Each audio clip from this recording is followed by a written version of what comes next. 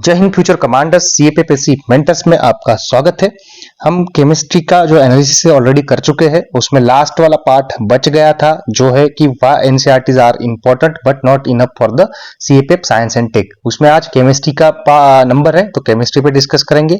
अगर आपने केमिस्ट्री के 2024 का एनालिसिस और क्वेश्चन ट्रेंड अगर आपने नहीं देखा होगा वो वीडियो देख लीजिए और फिर इस वीडियो पे आइए, तभी आपको समझ में आएगा। ठीक है ना। तो एनसीईआरटी नेसेसरी क्यों है? बहुत नेसेसरी है। आज तक लोग टॉपर्स बने हैं उससे, ठीक है ना। तुम भी बनोगे उस पे, बट उतना इंपॉर्टेंट नहीं है कि जो आपकी रैंक एनहांसमेंट कर दे और आपको फुल प्लेज साइंस में मार्क्स लेने हो तो आपको आउट ऑफ एनसीईआरटी जाना पड़ेगा और पढ़ना पड़ेगा।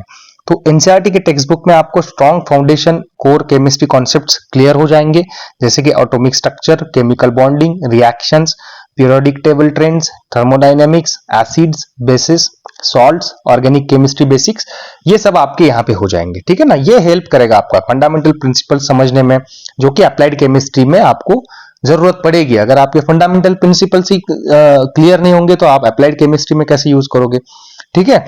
जैसे कि एग्जाम्पल के तौर पे अगर हम देखें तो एनसीईआरटी एक्सप्लेन करता है कि केमिकल बॉन्डिंग जो है which is needed to understand the properties of defence materials like titanium alloys और पॉलीमर कोटिंग्स जो होते हैं, उसके लिए आपको उसकी केमिकल बॉन्डिंग पता होनी चाहिए। ठीक है, जो डिफेंस के मटेरियल्स है इसके लिए। यह एक्सप्लेन करता है रिएक्शन मैकेनिज्म्स को, एनर्जी चेंजेस को, क्रूशियल फॉर न्यूक्लियर केमिस्ट्री। ठीक है। एनसीईआरटी कवर करता है fusion and fusion reactions, but CAPF की एग्जाम क्या पूछ सकती है कि how these reactions power nuclear submarines and reactors में कैसे यूज होती है, किस तरीके से करता है, वो आपको कनेक्ट कर सकता है। आप क्वेश्चंस को समझिए, पैटर्न कैसे चेंज हो सकता है।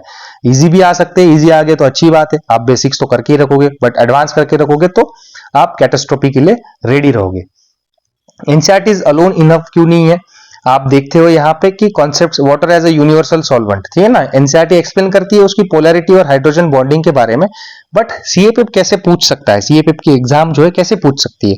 ठीक है। How water dissolves ionic compounds due to its high dipole moment, ठीक है ना, थोड़ा ट्विस्ट ला सकती है वो। बायोगैस कंपोजिशन जो है एनसीईआरटी में कवर है, मीथेन, CO2 और नाइट्रोजन प्रेजेंस। ठीक है। बट सीएपीएफ की एग्जाम कैसे पूछ सकती है कि which gas is the highest biogas and how it affects energy production. ठीक है ना, एनर्जी प्रोडक्शन को वो लिंक कर सकती है। न्यूक्लियर केमिस्ट्री आप देखते हो तो वो फिजन और फ्यूजन का जो है एक्सप्लेन कर देती है एनसीईआरटी, बट यहाँ पे पूछा जा सकता है कि how cobalt 60 is used in cancer treatment and nuclear weapons. ठीक है, न्यूक्लियर वेपन्स जो कि आपको एनसीईआरटी में नहीं मिलेगा, आपको बाहर से ही पढ़ना पड़ेगा। ग्लास मैन्युफैक्चरिंग का आप देखते हो तो एनसीईआरटी कवर करता है सिलिका कंपोजिशंस के बारे में, बट यहाँ पे सीएपीएफ की एग्जाम जो है वो पूछ सकती है UV resistant glasses and there chemical composition जो है वो उसके बारे में पूछ सकती है। तो एनसीईआरटी क्या करती है कि वो कवर क्या नहीं कर रही है, मिलिट्री और इंडस्ट्रियल यूज जो है केमिस्ट्री का वो नहीं कवर हो रहा है। ठीक है, जैसे कि missile fuels, alloys, composite materials जो है वो वहां पे नहीं पता चल रहा है आपको। Green chemistry and pollution control में आप इको फ्रेंडली अल्टरनेटिव जो आ रहे हैं प्लास्टिक्स को, बायोफ्यूल्स जो आ रहे हैं, उसके बारे में आपको मेंशन नहीं मिलेगा। ठीक है, वो आपको बाहर से ही पढ़ना पड़ेगा। कहां से पढ़ना पड़ेगा? मैंने ऑलरेडी उसके सोर्सेज बताए, आगे भी बता दूंगा। एडवांस पॉलीमर साइंस जो है, जैसे केवलार, ठीक है ना, Teflon, polycarbonates used in defence and aerospace, तो इसके बारे में भी आपको बेसिक चीजें वहां पे देखने को मिलेगी, बट एप्लीकेशन बेस आपको बाहर से पढ़ना पड़ेगा। एनसीईआरटी इनफ इसीलिए नहीं है क्योंकि वो बेसिक केमिस्ट्री के कॉन्सेप्ट कवर कर रहा है, बट यूपीएससी अभी चेंज हो रहा है, पैटर्न चेंज कर रहा है, वो अप्लाइड केमिस्ट्री पूछ रहा है। उन्हीं कॉन्सेप्ट्स तो वही है, बेसिक्स तो आपको वहां से पता करनी ही है, बट उसका एप्लीकेशन रियल वर्ल्ड एग्जांपल्स में, सिचुएशंस में कैसे हो रहा है उसको वो पूछ रहा है। ठीक है ना। जैसे कि स्पेस फ्यूल केमिस्ट्री जो है वो इसरो के क्रायोजेनिक फ्यूल्स, हाइपरगोलिक फ्यूल्स जो है वो आपको वहां नहीं पाए मिलेंगे। जैसे कि मिलिट्री एक्सप्लोजिव्स हो गए, प्रोपेलेंट्स हो गए, solid liquid rocket fuels, nuclear chemistry applications हो गए, जैसे radio isotopes in medicine, nuclear weapons हो गए, वो आपको बाहर से पढ़ने पड़ेंगे। Green tech chemistry and pollution control, जैसे कि biodegradable plastic, carbon capture technology जो है वो आपको करंट अफेयर्स में देखने को मिलेगी, फिर आपको गूगल जाके कुछ पढ़ना पड़ेगा। CAPF chemistry questions versus NCERT coverage देखो कि न्यूक्लियर केमिस्ट्री है, बेसिक फिजन और फ्यूजन एक्सप्लेन किया गया है, बट क्वेश्चन है कि how is cobalt 60 used in radiation therapy. ठीक है ना, ये ऐसे पूछा जा सकता है आपको। How do nuclear powered submarines work, ये आपको पूछा जा सकता है। रॉकेट फ्यूल्स एंड प्रोपेलेंट्स के बारे में आप देखो, उस पे भी क्वेश्चन आ सकता है, जो कि एनसीईआरटी में नहीं है। यहाँ पे आपको ओनली बेसिक कंबशन रिएक्शंस देखने को मिलेंगे एनसीईआरटी में, पर आपको क्वेश्चंस पूछे जा सकते हैं कि what fuels are used in PSLV and GSLV rockets, what is the difference between solid and cryogenic fuels.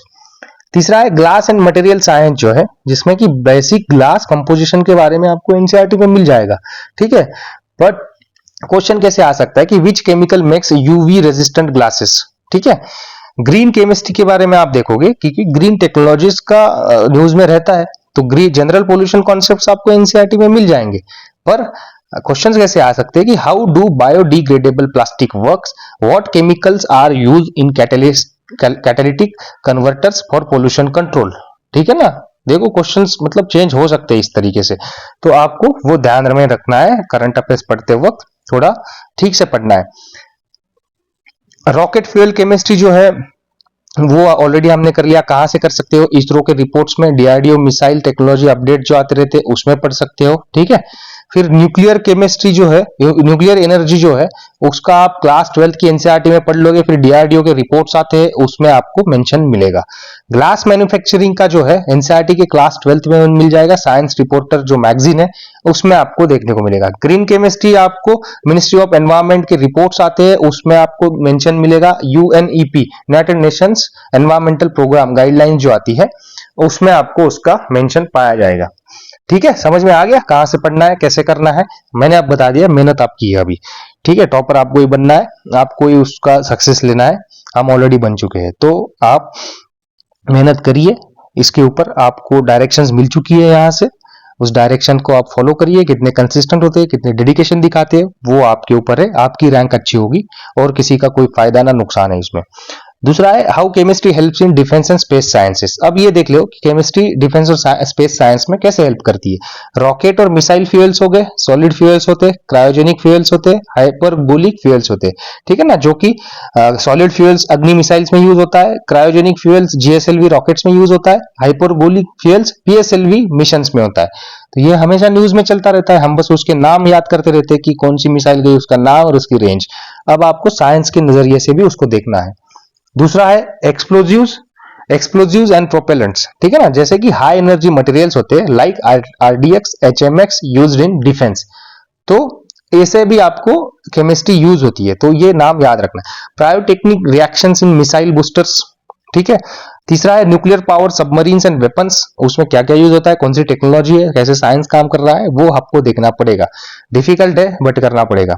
Uranium 235 और प्लूटोनियम 239 की प्रॉपर्टीज वगैरह डिटेल में पढ़नी है, एनसीईआरटी पे डिपेंड मत रहो, बाहर जाके गूगल पे जाके पढ़ो उसके बारे में कि और कहाँ यूज होता है, और पावर सबमरीन्स में यूज, न्यूक्लियर पावर सबमरीन्स में यूज हो रहा है तो कैसे यूज हो रहा है, क्यों यूज हो रहा है, वो भी करिए। Why thorium based nuclear reactors are being develop, तो इसका भी डिटेल में जानिए, एनसीईआरटी पे डिपेंड मत रहिए उसमें। आपको ये इसरो के रिपोर्ट्स में मिलेगा, जो फ्यूल केमिस्ट्री के ऊपर रिपोर्ट्स आते हैं। उसके बाद डीआरडीओ के रिसर्च और हाई एनर्जी मटेरियल्स जो होते हैं, एक्सप्लोजिव्स, प्रोपेलेंट्स, मिलिट्री कोटिंग्स, उसमें आपको डीआरडीओ के रिसर्च में आपको मिल जाएगा। मिनिस्ट्री ऑफ एनवायरमेंट के रिपोर्ट्स आते हैं, उसमें आपको पोल्यूशन कंट्रोल, ग्रीन केमिस्ट्री और बायोडिग्रेडेबल मटेरियल पे आपको चीजें मिल जाएगी। मेहनत करनी पड़ेगी, 40 प्लस मार्क्स लाने। अगर यहाँ पे 40 प्लस ले आते हो ना, पेपर कितना भी टफ आने दो, हिस्ट्री ज्योग्राफी आपके लिए टफ जा सकता है, साइंस कभी टफ नहीं जाएगा अगर आपने ये सब कॉन्सेप्ट्स क्लियर कर लिए तो। साइंस और मैथ्स ऐसा सब्जेक्ट है, अगर जिसका अच्छा रहा होगा 2024 में उन्होंने अच्छे मार्क्स लिए हैं, ठीक है। बाकी तो सब्जेक्ट के क्वेश्चंस तो किसी से सॉल्व नहीं हो रहे थे, बट साइंस, मैथ्स और करंट अफेयर्स इन्होंने इन सब्जेक्ट्स में जिन्होंने अच्छा किया है उसके नंबर्स बहुत अच्छे आए, ठीक है।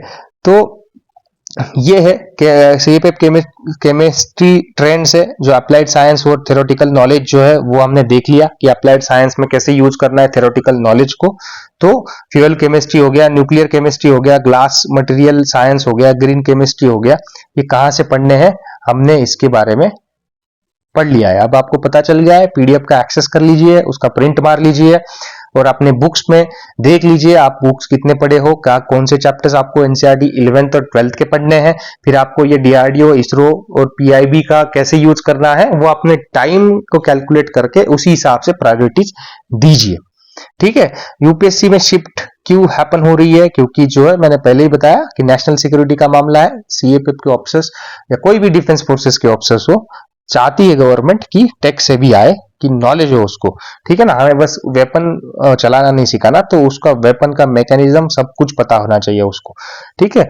इंडिया जो है ज्यादा से ज्यादा इको फ्रेंडली इंडस्ट्रियल सॉल्यूशंस को फॉलो कर रहा है, फोकस कर रहा है। ग्रीन केमिस्ट्री का और पोल्यूशन कंट्रोल जो है की एरियाज बन जाते हैं 2025 के लिए। ठीक है। यहाँ पे ये how to prepare chemistry for CAPF 2025 दी गई है, जिसको भी पढ़ना होगा अपने हिसाब से देख लो, इसमें चेंजेस कर लेना। ठीक है। जरूरी नहीं कि यही स्ट्रेटेजी आपने यूज करनी है, यहाँ पे टाइम वगैरह दिया गया है कि कितने दिनों में करना है।